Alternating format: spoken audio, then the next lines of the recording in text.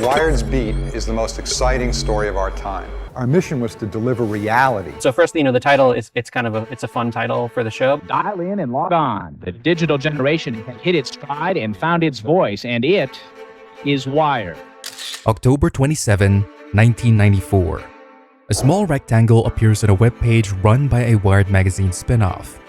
468 pixels wide, 60 pixels tall, 28 characters. Have you ever clicked your mouse right here? You will. That was it. Just a banner ad, but it triggered something enormous. It turned the World Wide Web into a business model. Up until that moment, the internet was idealistic, built by scientists and dreamers, funded by governments, designed to share, not to sell. There were no ads, no e-commerce, no influencers, just open pages, free information, and curiosity. But that single banner on HotWired.com changed the stakes. It proved something no one had dared to test. Could digital attention be bought? The answer was yes. And it didn't just open the door, it tore it off the hinges. This is the origin story of online monetization. It starts with a scrappy newsroom, a hacked-together ad server, and a Hail Mary pitch to AT&T. But it ends with a blueprint, a set of rules the internet still follows. And along the way, it reveals a question every modern creator, platform, and startup still faces. Can you make money online without selling your soul? In the early 90s, Wired magazine was the Bible of digital optimism. Its pages were packed with biotech forecasts, cyberpunk profiles, and glowing takes on the future. But in 1994, the team decided to go further. They wouldn't just write about the internet, they'd become the internet. So they launched HotWired, the first commercial online magazine. No PDFs, no copy-paste from print. This was all new content built for the browser. But there was a problem. Running a website was very expensive. Bandwidth, salaries, designers, developers. There was no blueprint for how to pay for any of it. The magazine had advertisers. Why couldn't the website? So they pitched the idea. Take the same rectangle that lived in magazines and plant them into pixels and track every click. Wired CTO at the time, Jim Buckmaster, pulled together a basic ad server in a single weekend. It could rotate banners, count impressions, log user clicks. It was duct tape and code, but it worked. They needed a brand to take a risk. Enter AT&T. The pitch, a banner that simply read, "Have you ever clicked your mouse right here? You will." It was bold, a little weird, and totally unproven. AT&T said yes. The rate, $30 CPM. That means $30 for every 1,000 impressions. That might sound small, but in the ad world, it was a major leap, especially for a banner that linked nowhere. There wasn't even a landing page. The ad ran on October 27, 1994. For one day, it blew up. Click-through rate, 44%. That's not a typo. Today, the average CTR is below 1%. HotWired servers couldn't handle the traffic. They crashed repeatedly, but the numbers poured in. And so did the anger. Old school internet users, academics, hobbyists, system administrators were furious. The web, they said, wasn't for commerce. It was for research. But the seal had been broken. You could now buy attention online and measure it. And from that point forward, every website would have to ask itself the same question. Are we here to inform or to monetize?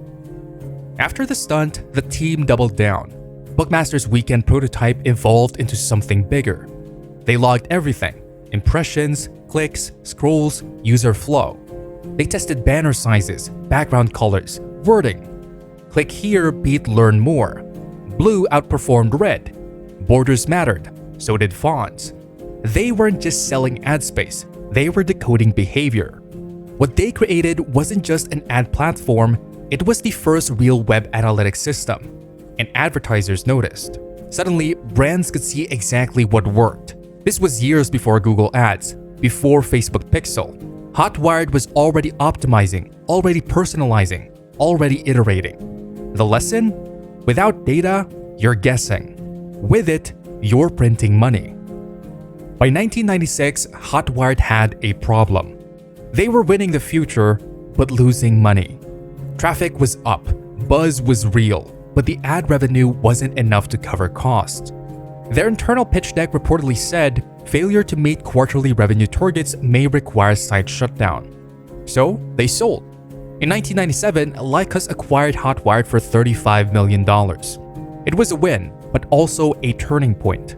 The original voice faded, the creative spark dimmed, but the model stuck. Netscape copied their banner system. HotWired threatened to sue over click rights. It never went to court. Because by then, it didn't matter. HotWired had already proven the concept. Digital attention had a price tag, and every media company was now scrambling to set theirs. From 1998 to 2000, banner ads exploded. Everyone wanted in. Yahoo, GeoCities, blogs, portals. If you had traffic, you sold ads. If you didn't, you promised traffic anyway. CPM soared. Some sites charged $100 per thousand impressions. Startups raised millions on nothing but projections of banner revenue. It worked. Until it didn't.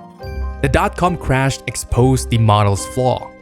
Attention is valuable, but it doesn't guarantee sustainability. Sites vanished overnight. Investors fled. But HotWired's alumni?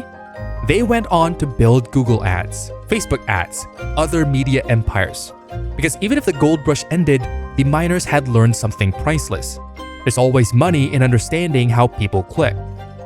Today, over $730 billion is spent annually on digital advertising worldwide, and it all traces back to a 468 by 60 pixel experiment. But here's what HotWired's team couldn't have predicted. Their weekend ad server wouldn't just scale, it would evolve.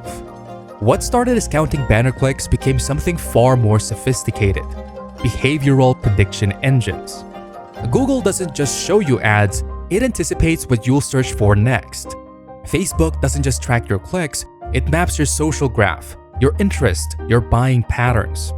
A single Facebook user generates $58 in ad revenue annually.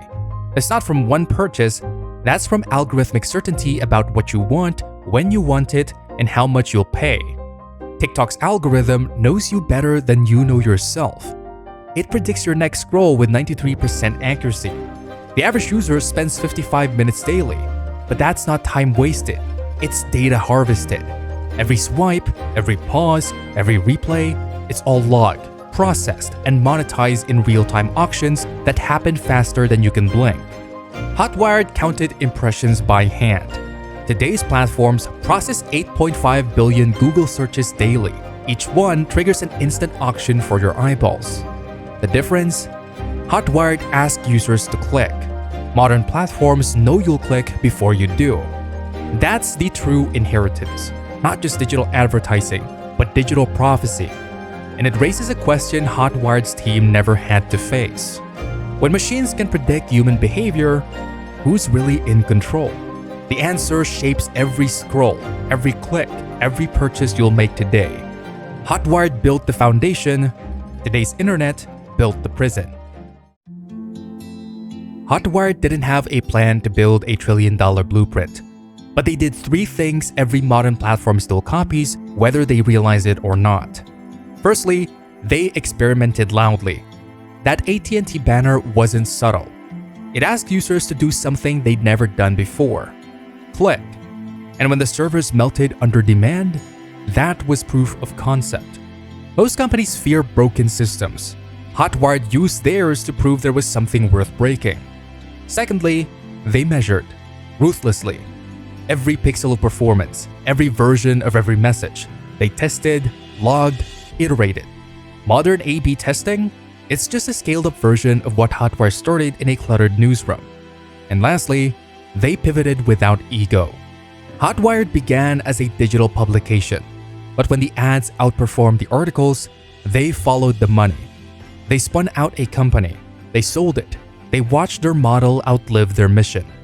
That pivot wasn't a failure. It was survival. And it gave the web its first working revenue engine. Today, whether you're a TikTok creator, a Substack writer, or a billion-dollar tech company, you're living inside that framework. Experiment fast. Track everything. Don't get too precious about what you are. Be what the moment demands. HotWired's team didn't just adapt to the internet. They taught it how to monetize itself. And that may be the most influential pivot in digital history. The internet was never meant to be a business. It was built by scientists, activists, idealists, people who believed information should be free, collaborative, borderless. But then, one banner ad changed everything. HotWired didn't invent the web, but it taught the web how to pay its own bills. That $30 CPM gamble? It became the seed of a $1 trillion ecosystem, one that funds everything from free news to your aunt's cat videos. And the irony? The companies making the most money online today, Facebook, Google, Amazon, didn't just borrow HotWired's model. They industrialized it. Surveillance-based ads, real-time bidding, the same logic, scaled to infinity. That little experiment in 1994 didn't just prove a point. It created the rules we're still living under. And here's the paradox. The internet gave us access to everything, but it made attention the price of admission. HotWired didn't set out to change the world, they just wanted to survive. But in doing that, they rewrote the economics of the digital age, one banner at a time. So the next time you scroll past an ad, or click on a link, or see that little sponsored tag, just remember, this didn't happen by accident. It started with a question. Have you ever clicked your mouse right here? And it ended with a business model that never stopped clicking. This is Bedlam Bear, where chaos has context, and the internet's wildest stories get the clarity they deserve.